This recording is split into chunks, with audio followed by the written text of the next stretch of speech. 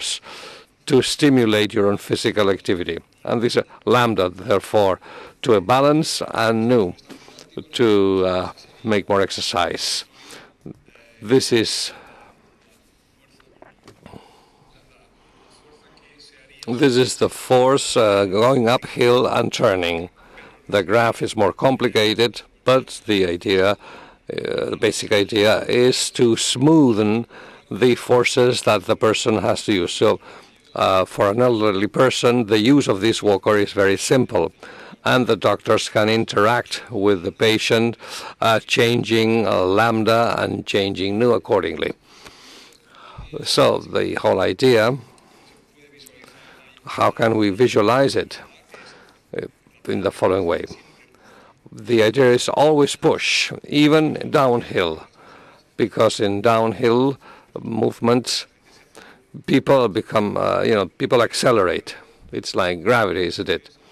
There is a weight of the walker. There is a force that pulls from them. We propose, here we have the negative force. The idea is to push again. This helps the stability very much. So we're going to show you now a small demo. But if you permit me, let me show this tape, this videotape.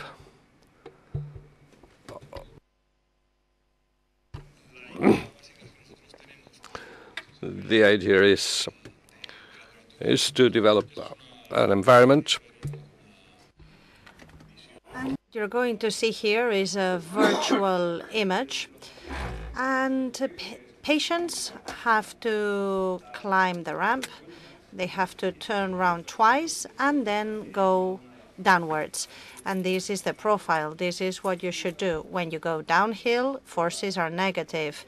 And with the strategy of those forces, the red line is always positive, because we said always push. Although maybe if you go downhill, the logical thing would be to stop the walker.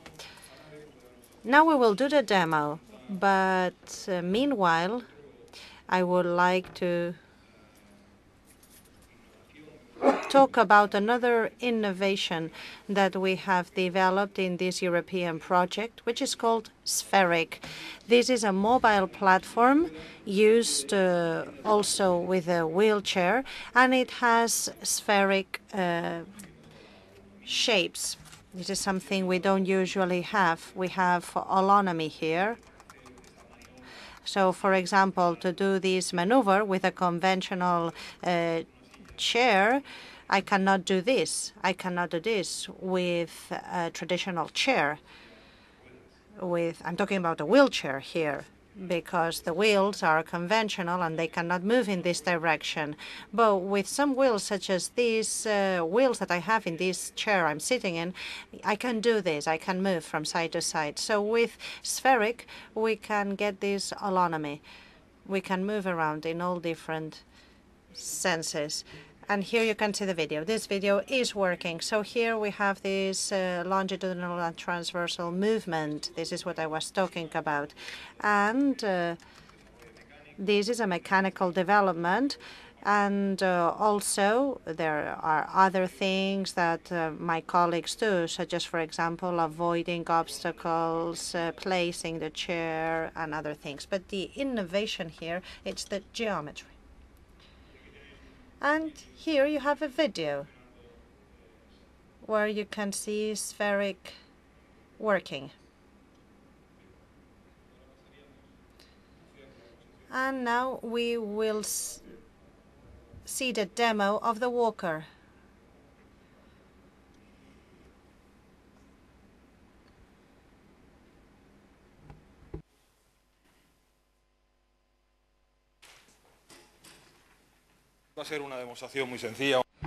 This will be a very simple demo so that you can see the forces. We will see what I was talking about in the presentation.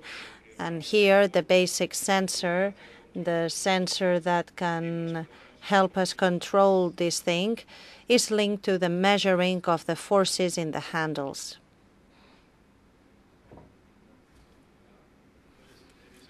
So right now, we will implement a vertical force. We will just place our force on top of it. This is a virtual force, as you can see here with these two yellow arrows.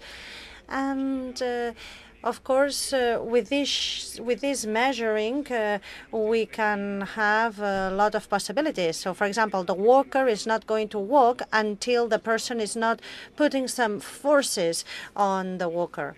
So we can also detect the intention of the user when he wants to turn around, because we will see the lateral forces.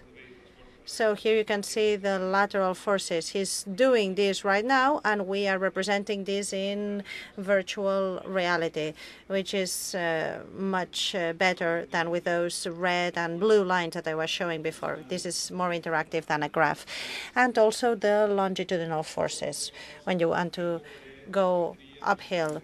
And we also have some sensors in the wheels, and the virtual walker is moving when he's moving the walker. So now we will do a demo. Of course, if we had more time, the demo would be more interesting in the sense that we could climb up a ramp with help or without help. And we would realize that if we had some help, the walker does help us, in fact, and with its engine and everything.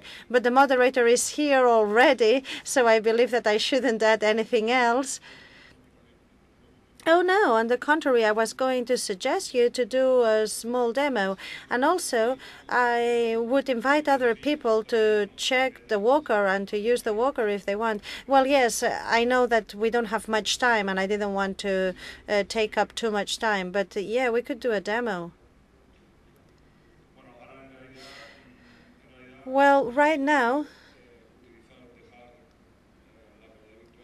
we can still keep the virtual reality so that we can see reality and the virtual reality. Now we need to have a memory of how much blue forces are being implemented. So if we change the lambda parameter right now, we would see that the strength, the arrow, would be less. And now we're going to go downwards, and despite going downwards, usually the walker should leave. But we will see that still he's going to have to keep on pushing. So this is just like a demo where you can see this. We need to have this wire here. Usually we don't need this wire, but now we need to have the wire so that you can see how it works. I think that virtual reality is not working anymore.